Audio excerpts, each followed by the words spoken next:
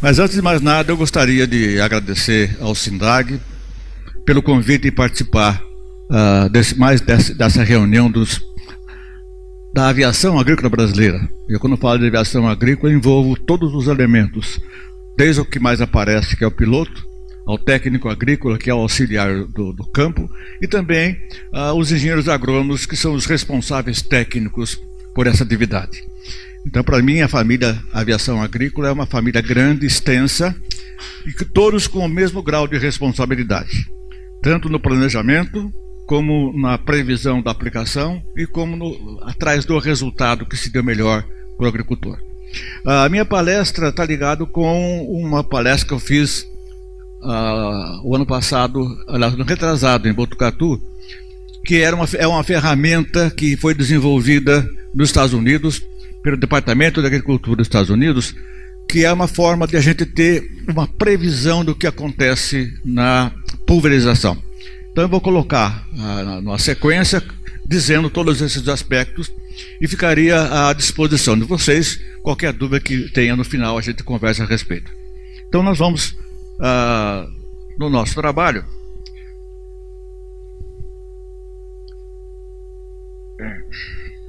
Antes de mais nada, eu queria fazer uma... Não está aberto, está ligado? Bom.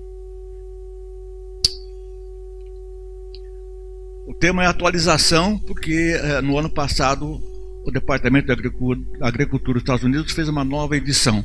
Então, para que a gente ficar bem mais próximo da realidade, eu fiz essa adequação.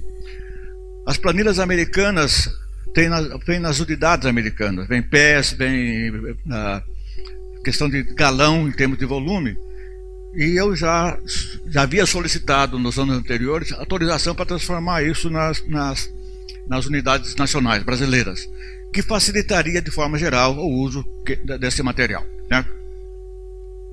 Mas antes disso, como as pessoas mais idosas, né, que você falou, não tem tanto cabelo branco quanto o seu, mas voltar um pouco atrás para dar o máximo de respeito à aplicação aérea. Então, nesse preâmbulo, eu quero só dizer que ano passado foi uma festa para a gente, porque nós comemoramos 70 anos da aviação agrícola do Brasil. Foi uma festa muito bonita, a gente teve a satisfação de participar também, mas isso é uma glória para todos aqueles que trabalham na atividade, porque é realmente uma atividade de bastante tempo. Isso tem dois aspectos: uma necessidade de melhorar, mas também uma necessidade de se manter a ideia ou a história da nossa aviação agrícola. Por isso, então, que foi feita uma homenagem à família do Candiota, como a filha dele estava presente, como também o filho do engenheiro Leôncio Fonteles. Os dois estiveram no congresso ano passado e receberam as respectivas homenagens, né? Mas quando a gente fala isso, nós temos que dar um passinho para trás, porque além dos 70 anos da aviação agrícola, esse ano nós fazemos 97 anos de atividade, aviação agrícola como um todo. Então a primeira operação agrícola foi feita no dia 3 de agosto de 1921, fez aniversário há 2 dias atrás. Então essa é a fotografia que aparece do lado esquerdo, como sendo a primeira fotografia desse trabalho inicial. Aplicação de arseniato de chumbo no controle de uma lagarta que dava numa floresta. Então essa foi a primeira fotografia realmente que registrou seu voo, né, nessa data. E aqui nós temos o comandante e um engenheiro que ajudou a fazer o equipamento de aplicação, né? Então esse avião é uma fotografia muito antiga, aí não dá para aparecer muito, mas um aspecto interessantíssimo é isso aqui, ó, né? O tanque foi colocado fora do avião. Então atrás, o piloto ficava na frente, atrás ficava o agitador da manivela, né? Então essa aí foi a primeira fotografia, a primeira adaptação. Tanto é que tinha dificuldade, por ser pequena aquela manivela, o cara disse que não tinha força suficiente de mexer. Então o que eles fizeram? Puseram uma manivela um pouquinho maior. Mas essa é uma história que se percebe que foi a primeira alternativa que teve, né? E no futuro as coisas foram se modificando, né? Esse aí era o engenheiro que estava atrás agitando a manivelinha, né, para fazer aquele voo. Então vocês percebem que é preciso se conhecer isso para se dar valor ao avião hoje, com todas as características de conforto, segurança, mas começou assim. Se não tivesse começado assim, não se chegava até hoje, não é verdade? Então, só para dar uma ideia de desempenho ou desenvolvimento da atividade, a primeira coisa foi colocar o tanque dentro da cabine. Certo? Aqui estava a manivelinha, o cara ia atrás também mexendo. Né? Essa fotografia aqui já mostra um tanque maior colocado, mas ainda com a pessoa aqui atrás. Certo? E a primeira alternativa que tiveram para fazer uma aplicação sem necessidade da pessoa atrás, né?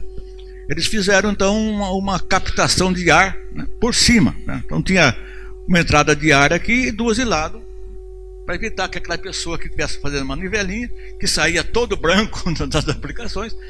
Então, só para mostrar que houve os primeiros passos, dificuldade, mas se chegou hoje, se eu analisar hoje o conforto e a segurança dos grandes aviões de hoje, a gente tem que dar valor àquelas pessoas que ficavam branco de tecido em pó usando a manivelinha. Certo? Muito bem. Passada essa história, 1922, faz tempo, né, companheiro? Né?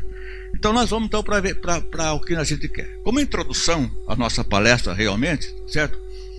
Eu costumo dizer o seguinte, é um slide que eu praticamente mostro em todas as palestras que eu faço em termos de tecnologia de aplicação. O que a aviação agrícola faz? A aviação agrícola faz uma aplicação de defensivo agrícola. Mas essa operação tem duas atividades. Tem a pulverização, é aquilo que o avião faz, certo? E eu tenho depois aonde chega, que aí sim o produto colocado no alvo é a aplicação. Então esses dois termos devem ficar bem claros na ideia ou no conhecimento de todas as pessoas que trabalham. A máquina, aquela que a gente perguntava sempre quando a gente dava aula, o que faz um pulverizador? Pulveriza. Não é a resposta mais simples? Então eu tenho que saber o que a máquina está fazendo para saber o que chega ali embaixo. Essa parte da aplicação, que é onde chega, é mais fácil de a gente analisar e avaliar. Então a gente verifica, ou através de um papel sensível, que você vê na hora o que aconteceu, o que está chegando, certo? Como tem os equipamentos modernos hoje. Né? O avião passa em cima de um fio de algodão, nós temos uma máquina aí, já feita no Brasil. Então essa máquina recolhe o fio e aquela substância que foi retida pelo barbante é analisada na hora. Então normalmente são feitos três voos em cima da mesma fita, para dar um pouco mais de volume de análise, e depois já dá exatamente os detalhes da curva de deposição. E o importante é que aquilo automaticamente se repete em faixas contínuas, que a gente teria então uma análise do que acontece da aplicação na área total. Isso analisado em termos de coeficiente de variação, não vamos discutir esse caso. Mas hoje é muito mais fácil, muito mais rápido ter essa tecnologia aqui no Brasil. Lá nos Estados Unidos é muito comum, a gente vê pelas revistas, são feitas clínicas num determinado aeroporto, num determinado centro de aplicação. A pessoa vai lá com o seu avião, naquela configuração que ele vai testar, ele faz 3 voos, faz a análise, não está tudo em ordem. Se não tiver falha, o técnico vai lá, muda os bicos daqui para lá, aquela coisa toda. Ele faz outro voo, e quando está dentro dos fatores considerados normais, ele recebe um laudo técnico dizendo que a aplicação está bem feita. Isso é, para a empresa de aplicação, um documento de seriedade e de confiabilidade. Agora, graças a Deus, nós vamos ter aqui no Brasil essa disponibilidade, e eu espero que as empresas entrem no processo de fazer essa avaliação, e eles também se equipem de uma forma de ter um serviço prestado na análise das aeronaves. Certo? Agora, como eu falei para vocês, o nosso bate-papo aqui é a respeito de pulverização. Porque se eu sei saber a quantidade, como cai no chão, eu preciso ter a primeira pergunta: como que o produto foi pulverizado, como ele saiu do avião? Certo? O que pode ser perdido por evaporação e poder livre? É que eu não analisei, mas saiu do avião. Então essa pergunta é uma pergunta muito importante, porque aquilo que não caiu no alvo, vem aquela segunda pergunta: onde é que caiu? E esse é o maior problema que a aviação agrícola enfrenta hoje, que é o problema de deriva, né? Então a deriva a gente teoricamente não consegue evitar, mas consegue fazer um trabalho para diminuir esse índice aí, né? Porque a deriva passa a ser visualmente importante ou clamante quando aparecem os efeitos do produto. Isso depende do volume que também cai nessa área. Então é possível a gente prever de uma determinada pulverização o quanto de volume foi perdido por deriva ou evaporação. Nós só, até como uma repetição dos conceitos técnicos, a pulverização pode ser definida pela quantidade, que é quanto sai do avião, é o litros por hectare da cauda, certo? E a qualidade da pulverização é que nós vamos hoje falar a respeito desse assunto. Então a qualidade é como que o líquido é pulverizado pelo equipamento da aeronave. Isso é função do tipo de equipamento, das suas características, o resultante de pulverização com gotas de um determinado termo, que nós chamamos de espectro de gota. Espectro de gota é uma comparação dimensional entre todas as gotas feitas pelo equipamento, tá? E essa aqui é o nosso objetivo da análise da pulverização.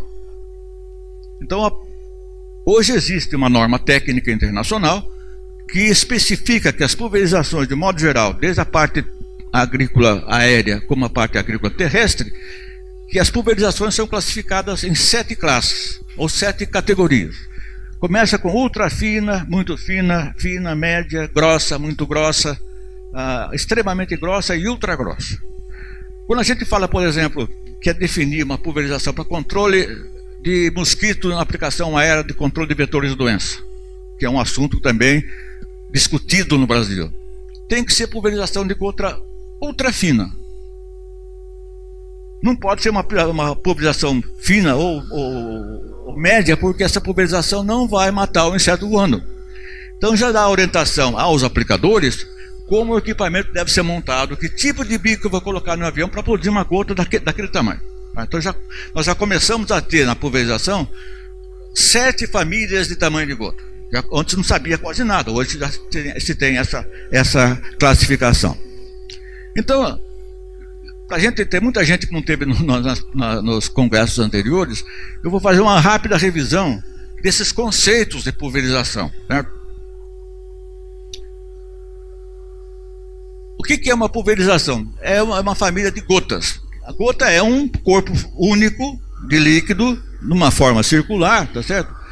Que depende de chegar no alvo e levando uma determinada quantidade de princípio ativo, não é isso? Agora é o seguinte: como é que uma gota atinge o objetivo? Ela tem que fazer um caminho da máquina ao alvo. Num trator, a máquina está aí a 50 centímetros em cima da folha. Agora o avião está voando a 2, 3, 4 metros. Enquanto o trator anda numa área praticamente de ar quase que parado, o avião voa deixando uma parafernália, vamos dizer assim, de movimentos produzidos pela asa, pelo motor e pela máquina como um todo. Então a minha pulverização do avião cai num redemoinho muito grande, que a gente tem que começar a prever. Por isso que existem todos os trabalhos de aerodinâmica feitos em túnel de vento para saber o que acontece no avião e fazer com que aquilo que sai do avião chegue no chão de uma forma distribuída, de uma maneira que seria útil para fazer uma distribuição uniforme, né? Então o bico de pulverização vai fazer um trabalho excelente de pegar aquele líquido que vai no tanque. Hoje um avião carrega 3.000 litros de produto, né, ou 500 de Ipanema, transformando um número infinito, quase que infinito, de gotas e partículas pequenas, né? Então, o que significa um espectro de gota? É um termo técnico que nós usamos. Espectro de gota é uma representação das amplitudes ou intensidades de massa ou dimensão daquela população que nós estamos analisando. Eu posso ter uma pulverização que tenha um espectro, todas as gotas do mesmo tamanho. Seria um espectro que nós chamamos de espectro homogêneo. Seria ideal se nós fizéssemos uma pulverização assim e com todas as gotas que tivesse um comportamento de chegar no alvo e fazer o seu trabalho. Só que infelizmente a gente não consegue isso na prática, consegue em laboratório, mas na prática não. Então eu vou ter o meu espectro chamado heterogêneo. Então é muito comum na prática eu ver a minha pulverização é menos homogênea ou mais homogênea que a outra, né? Então homogênea é quando as gotas são iguais. Se não for igual, é heterogênea. Ou mais ou menos. Aí sim eu vou saber analisar se a minha pulverização é mais ou menos heterogênea em relação a uma outra. Esse é o conceito que nós temos que ter, né? Por que a gente comenta isso? Porque eu tenho 3 gotas de tamanhos diferentes. Uma aí de 400 micrômetros, outra de 100, outra de 200 ou de 100. Toda vez que a gente diminui pela metade do diâmetro, significa 8 vezes menos de volume.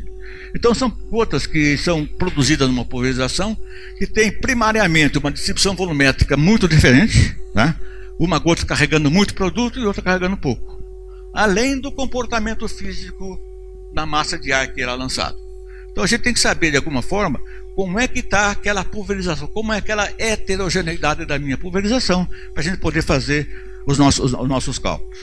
Porque essa também é uma figura que é carimbada das minhas palestras, porque em condições diferentes de umidade e de tamanho se comporta de maneira diferente. Aí nós temos uma gota de 200 micrômetros e uma de 100, certo?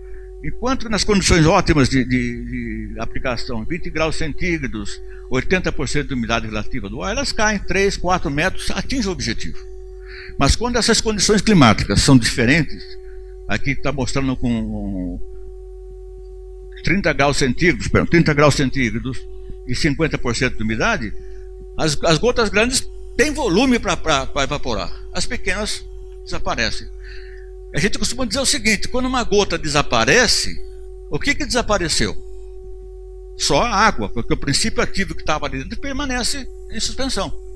E essa parte que foi evaporada de água é que deixa essas partículas de produto químico à disposição do vento, das conversões térmicas para poder causar deriva. Então a gente tem que saber a quantidade que existe desses tamanhos na minha pulverização feita.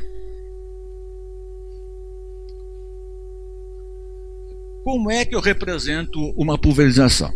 Tá? Então nós temos que ficar no conceito da gente que uma pulverização é heterogênea, certo? Então o que vai aparecer aqui?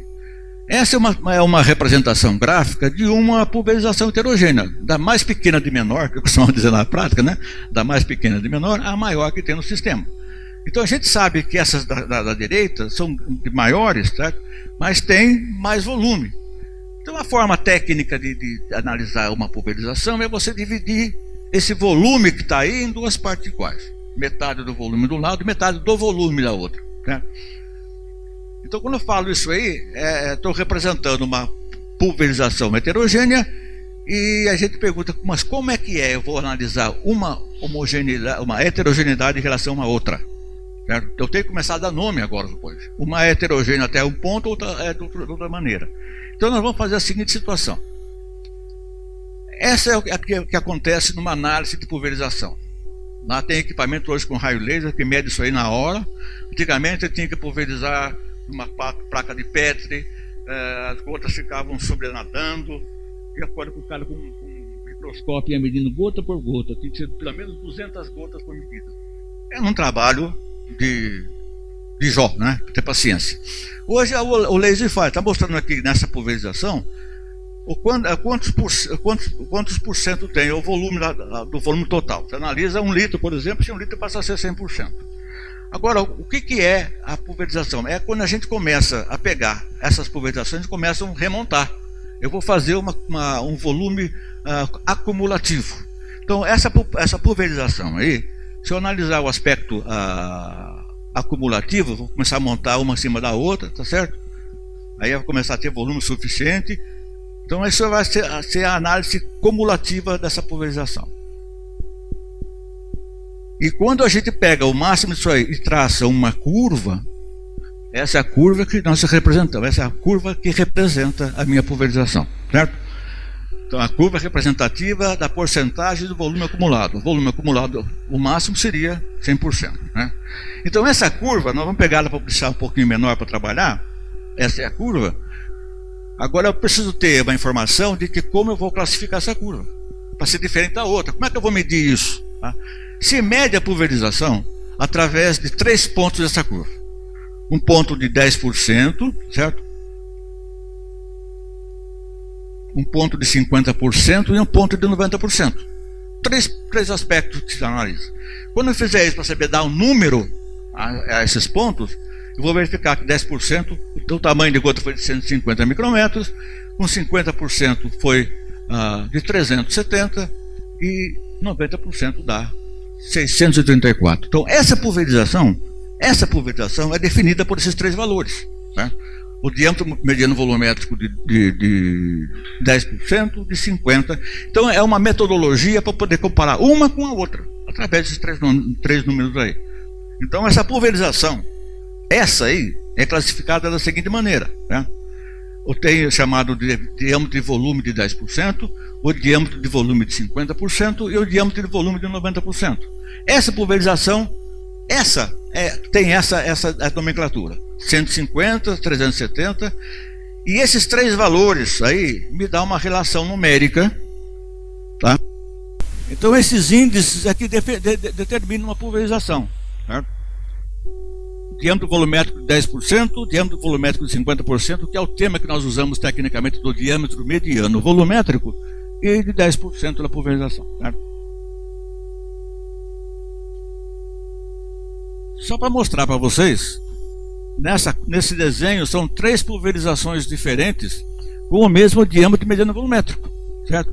Então são heterogeneidades distintas, certo? Por que isso é importante na hora de um técnico determinar qual seria a melhor disso aí? Por princípio, quanto mais tendendo à horizontal, horizontal, menos dispersa é a pulverização entre a mínima e a máxima, certo? Então já começa essas figuras sendo importantes para a gente. Eu coloquei nessa figura 3 pulverizações com o mesmo diâmetro mediano volumétrico, que é o termo que a gente usa de uma pulverização hoje. Mas se é importante isso, é importante também que a gente tenha os outros pontos dessa curva, para a gente analisar uma em relação à outra. Então vamos verificar o seguinte. Se a gente sabe que as gotas em volume entre 250 e 350 são as que mais chegam no alvo, significa quantos por cento da minha pulverização tem nessa faixa. Se ela fosse uma linha horizontal, aquela curva do espectro, se ela tivesse todas as gotas em termos do mesmo diâmetro de 300 micrômetros, teria a afirmação que todas as gotas atingiriam o alvo. Mas como é uma pulverização heterogênea, eu vou ter o seguinte, ó. A minha pulverização A, ela vai ter um aproveitamento ali, nessa faixa de 42%. 40%. As outras curvas, né, essa amarela vai ter um aproveitamento de 32%, não é isso? E a outra vai dar de apenas 14%. Então o aproveitamento seria 40%, 32% e 20% da pulverização com o mesmo diâmetro mediano volumétrico. Então esse valor do diâmetro mediano volumétrico já não serve como referência para a gente. É a referência de ter a gota mais importante da pulverização. Mas as outras não chegam nisso. Aí que começa que esses valores devem aparecer em todas as análises feitas de pulverização. Certo? E agora também outro aspecto importante, se a gente chega à conclusão de que todas as gotas abaixo de 150 micrômetros são aquelas que dão deriva e dá problema lá, qual é a porcentagem de volume que tem nessas 3 curvas em termos de deriva? Então eu teria aquela que é menos dispersa, que tem a primeira, ela tem uma perda de 5%, a outra tem 8,5% e a curva mais heterogênea tem uma perda de 22%. Então, quando a gente sabe que tem no meu avião um determinado bico pulverizando uma certa situação, eu posso prever quanto vai ser a quantidade de perda daquela pulverização. Então, eu não vou operar com aquele material, com aquele bico, em situação onde a deriva não seja importante. Mas sempre é importante, porque o produto que não chega no alvo vai para onde? Vai para o lixo. Quer dizer, em termos financeiros, isso é importante também, tá? Então, essa para dizer para você, só verificar as categorias. E hoje a maioria dos bicos de pulverização já trazem uma cor, tá, nas suas tabelas, que refere-se a cada uma dessas classes aí. Então, os catálogos de bicos, então já vem que aquele bico naquela pressão dá esse tamanho de gota. Então, nessas cores aí, que significam cada uma das pulverizações. Me perguntaram, mas como a gente tem essa referência, tá? Então, o que é feito? São pegos 1, 2, 3, 4, 5, 6, 7, 6 bicos, são bicos considerados uniformes. Então, eu posso fazer aqui no Brasil, na Alemanha, nos Estados Unidos, no Japão, pegar esses bicos e regular a minha máquina de medição. Porque essas máquinas laser que fazem a medida de tamanho de gota não são as mesmas, dão números diferentes. Mas se eu pegar a referência do bico, esse bico dá aquela curva. Então essa é a tabela e essas são as curvas que definem as classes, certo? Vamos pegar esse desenho que tem aqui. Então a curva de baixo, né, é de um bico chamado aquele IP16, né, que é um bico de alta pressão, né? Agora eu pego o meu bico para testar. Eu tenho essa curva básica. Eu vou pegar o meu bico e colocar na máquina de laser e vou medir. Se eu tivesse, por exemplo, uma pulverização que nem essa azul aí, significa que ela está dentro da faixa muito fina. Então essa pulverização é muito fina, certo? Agora, se eu pego uma pulverização e faço isso aqui, ó, essa em vermelho, ela atinge a faixa grossa, atinge a faixa média e atinge também a fina. Quando acontece isso, a pulverização é chamada pela classe menor. Então essa pulverização, embora tenha gotas grossas, ela é porque essa perninha dela aqui que é importante para o aspecto de deriva, certo? Então ela é classificada como fina. Então essas são as informações que trazem hoje nessas tabelas de previsão de tamanho de gota, certo?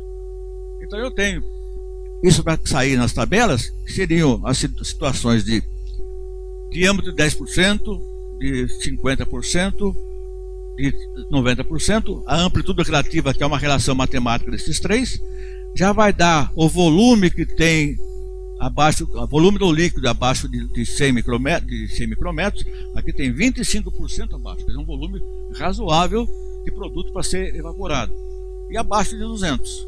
E aqui vem embaixo qual que é a classificação dentro daquela pulverização. Então essa hoje é a informação que a gente tem que ter, no sentido de saber, ó, vou usar esse bico, não o outro, por isso, por isso, por isso, tá certo? Então o Departamento de Agricultura dos Estados Unidos já há mais de 10 anos tem fornecido para usuários na aviação agrícola essas planilhas, certo? E já em 206 foi feita a primeira série de planilhas, certo? E começou-se com planilhas com duas séries, uma de baixa velocidade, que é para helicóptero, que ia de 50 a 100 milhas por hora, depois de 100 a 160. Cada bico era uma planilha, você tinha que ter 20 planilhas em casa para manipular, teoricamente 18 planilhas. Já em 203, né, então essa é a primeira planilha, vocês têm uma ideia como é que era. Vai sempre aparecia sempre essa situação das curvas básicas. Aqui apareceria sempre a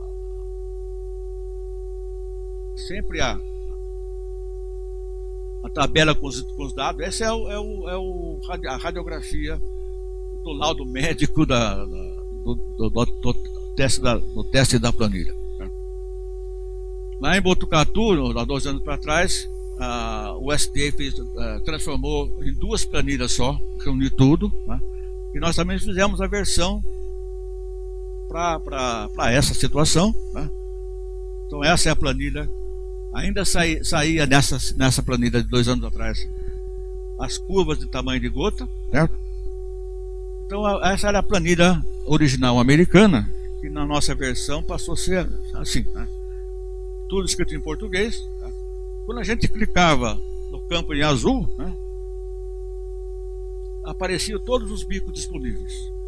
Então nessa planilha eu teria o bico de 80 graus, alto leque, 1, 2, 3, 4, 5, 6, 7, 8, 9, 10, 11, 12, 13, 14, 15 bicos diferentes na mesma planilha, né? Então a gente teria que clicar, aí está clicado em azul, tá? O bico jato leque comum 80 graus, certo?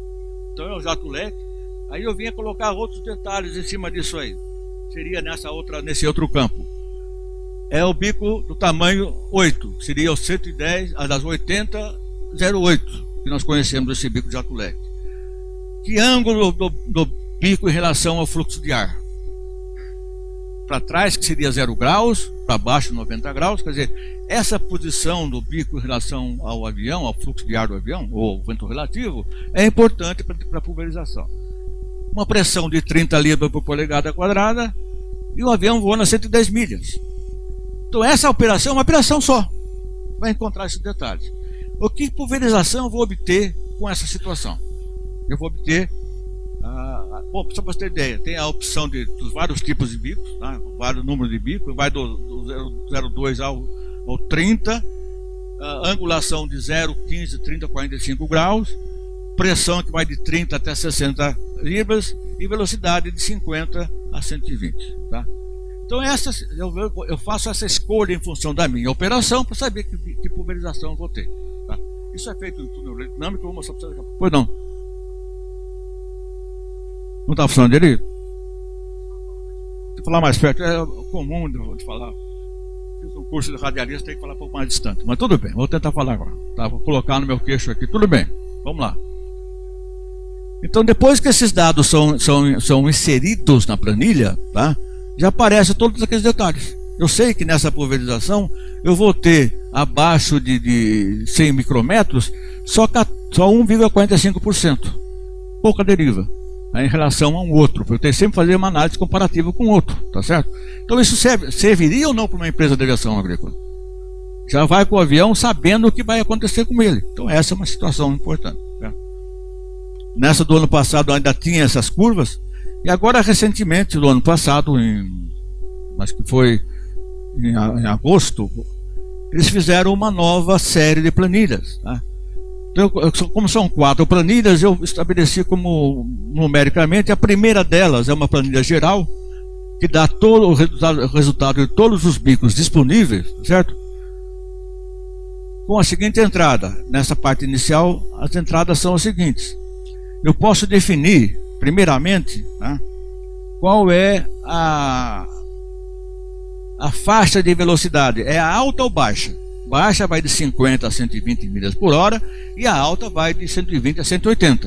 Então eu posso classificar, já a primeira escolha é que tipo de avião vou usar. Um avião turbina ou um avião com hélice comum, certo? Agora eu vou verificar o seguinte.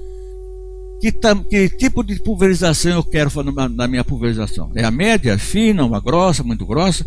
Então você fazer a primeira coisa é escolher qual vai ser a classe de diâmetro de gota que eu vou precisar. Então aí eu cliquei na média, então eu vou fazer uma pulverização de alta velocidade com gotas médias.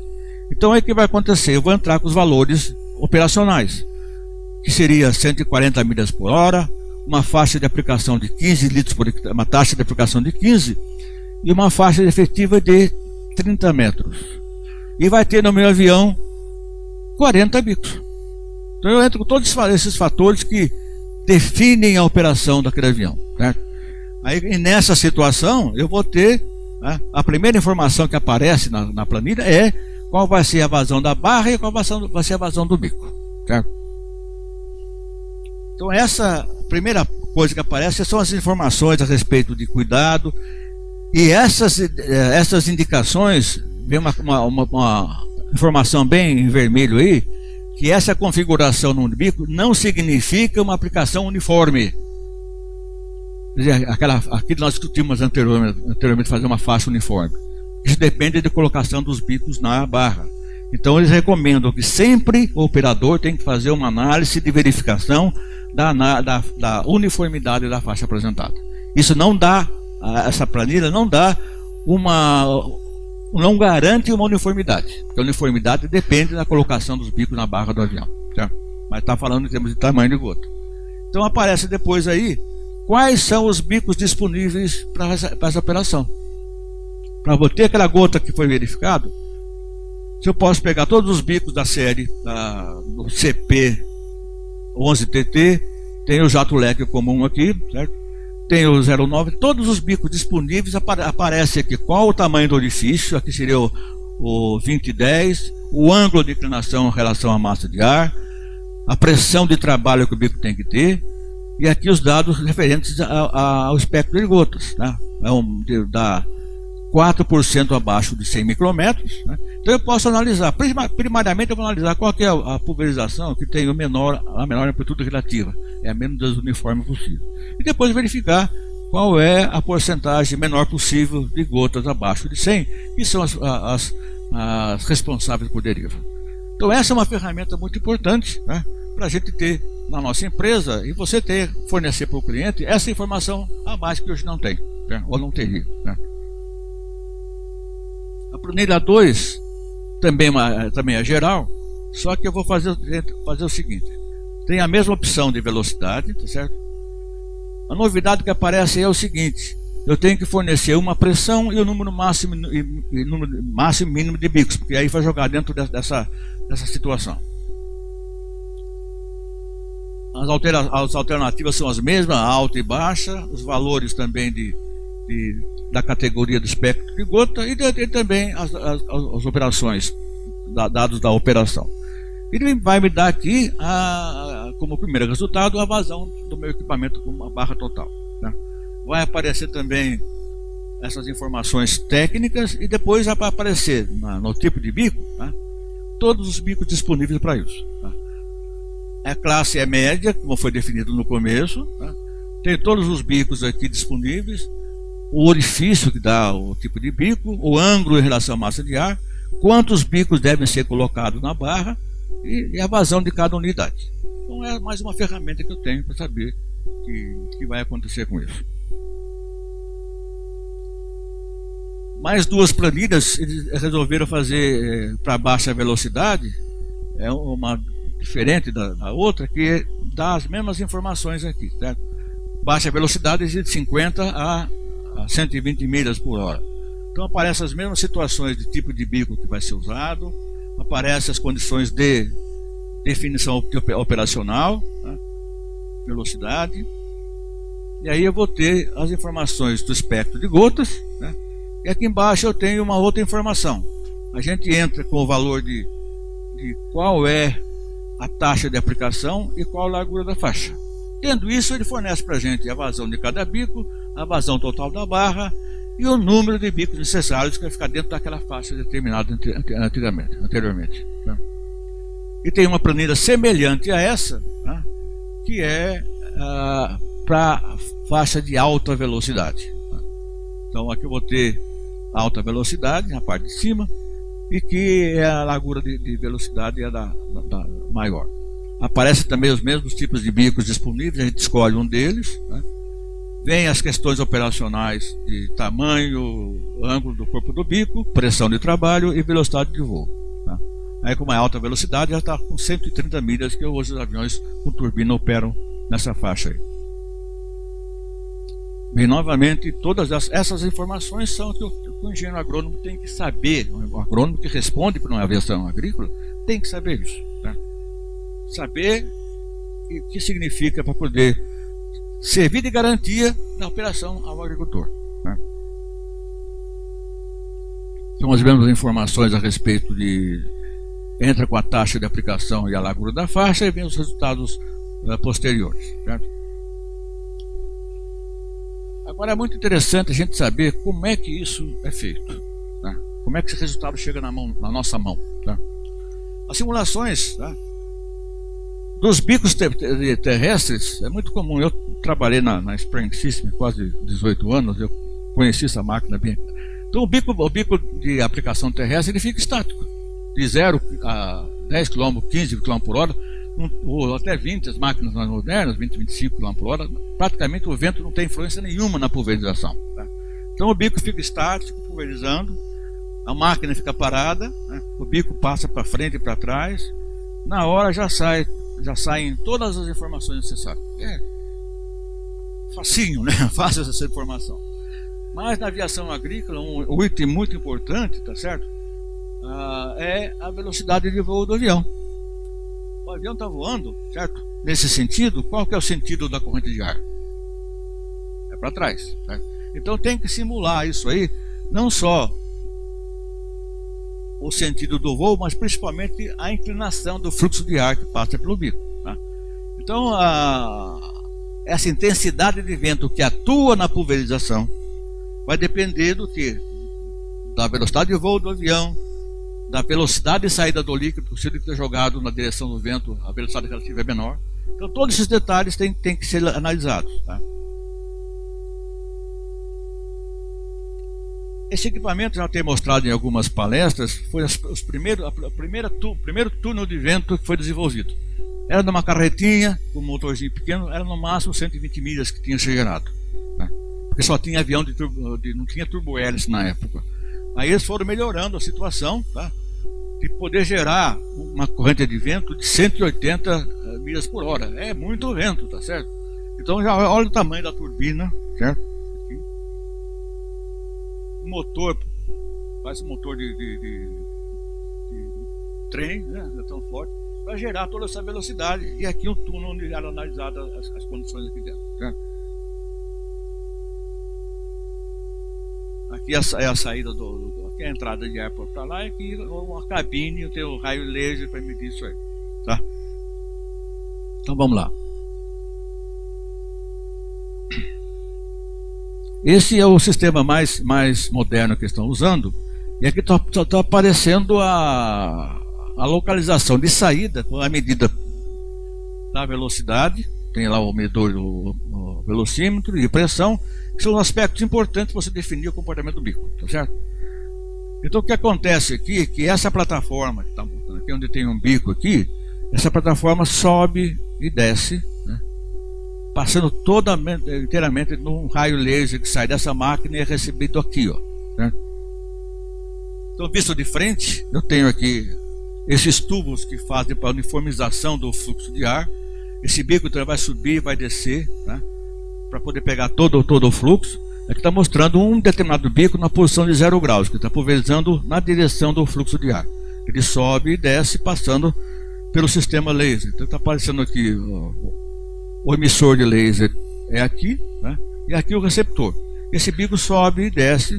É um sistema que mede com 31 raios de medida, a uma distância de 18 polegadas, certo?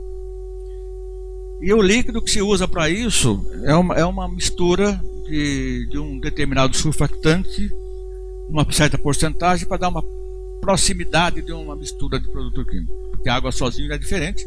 Então, com essa mistura, a gente tem um comportamento físico do líquido bem mais próximo da realidade. Né?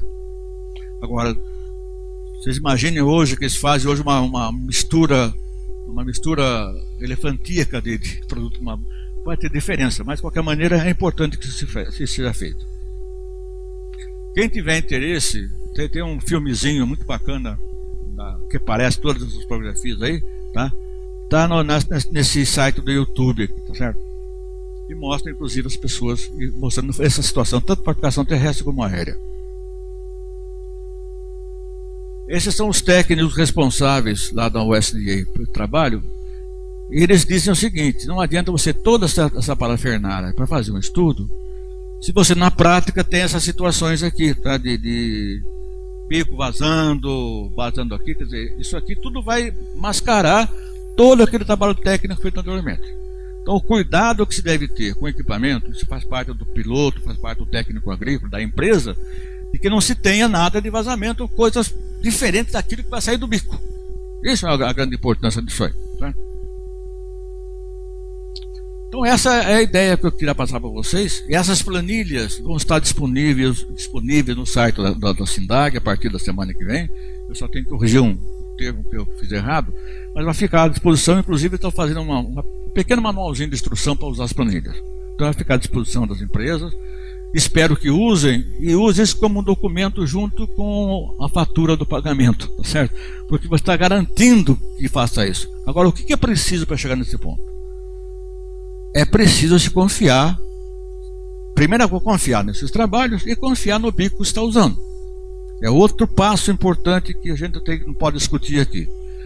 Todos esses bicos testados que eu mostrei para vocês são bicos originais americanos, da CP, da Spring System, da Tijet. Agora, no ano passado me perguntaram, mas esses bicos fabricados no Brasil, fizeram esses testes? Porque muitos são cópias dos americanos. Eu não quero dizer se é melhor ou pior, pode até ser melhor, não sei. Mas enquanto eu não disser que é melhor ou pior, eu não posso dizer. Mas a gente tem que ter primeiro a confiança de que são feitos aqui com cópias exatamente iguais. Mas, como existe mais uma prova de eficiência ou eficácia, esse material também devia ser feito, testado. Por enquanto, aqui no Brasil, agora me parece que em Botucatu estão querendo fazer um túnel aerodinâmico maior para poder testar isso. Seria interessante, como feito nos Estados Unidos, eles fazerem aberto. A empresa vai lá, dá o material, paga talvez alguma coisa de custo de manutenção e faz isso. Para ser o brasileiro aqui, com o bico, sei lá, eu vou citar nome, mas pelo menos como faz quando eu não falei. A Travicar, outras empresas que fazem o bico aqui, faz a cópia do CP lá de Palotina, né? Então eu acho que para a gente é interessante que esse pessoal faça cópias, porque fica muito mais barato. Mas eu não estou comprando por ser mais barato, estou comprando mais barato que é feito no Brasil, mas tem a mesma eficácia e eficiência dos outros bicos originais. Então é por isso que Botucatu, a gente trabalha junto. Eu tenho um carinho muito grande pela faculdade de Botucatu, né, para fazer isso, colocar à disposição da aviação agrícola, certo? Bom, eu sempre quando encerro a minha palestra, eu vou ficar à disposição em qualquer pergunta, eu costumo dar sempre uma mensagem final. É questão de velhice, né? Ou de veteranicidade. A mensagem que eu tenho hoje para contar para vocês é o seguinte, tá? Encontrei na internet uma frase que foi dita há mais de 200 anos. Eu não tinha nascido ainda, né? Mas para aqueles que trabalham na agricultura é uma frase que dá orgulho para todos nós. Quem falou não foi um cara mexido com a agricultura, mas era responsável pela agricultura americana. George Washington foi o primeiro presidente americano que disse que a agricultura é o mais saudável, o mais útil e o mais nobre emprego do homem. Então nós temos aqui uma amostra da população brasileira. Essa amostra está intimamente ligada com a agricultura. Então a gente tem que fazer a aplicação no modo mais saudável, quer dizer, que foi discutido ontem no problema de poluição, certo? Nós trabalhamos com um produto que é, entre aspas, perigoso. O defensivo agrícola é um veneno, entre aspas, mas não o veneno que eles falam, acabar com o veneno na agricultura, não é isso, né? Mas trabalhamos então com um produto químico que é, entre aspas, é a mesma coisa. O médico receita um remédio só porque está doendo. Quando a pessoa está sã, não toma remédio nenhum, tá? Então nós temos que ter cuidado com o que nós estamos fazendo. Por isso existem os cursos, existem esses seminários para a gente chamar essa atenção das pessoas, tá? E eu acho que realmente o que a aviação agrícola faz dentro da agricultura é utilíssima para a produção agrícola e alimentação do mundo. Concordam? Certo? E também é um emprego nobre. Eu estou fazendo uma coisa que não é para mim, não é para dois, é para três, é para a população mundial. Por isso, a nobreza desse trabalho. Então eu espero que essa mensagem entre no coração de todos e levemos isso como o nosso trabalho diário, tá? Nós estamos fazendo realmente uma coisa que é benéfico ao mundo inteiro, tá? Eu agradeço mais uma vez a atenção de vocês, fico à disposição de qualquer tipo de pergunta que possa haver, tá?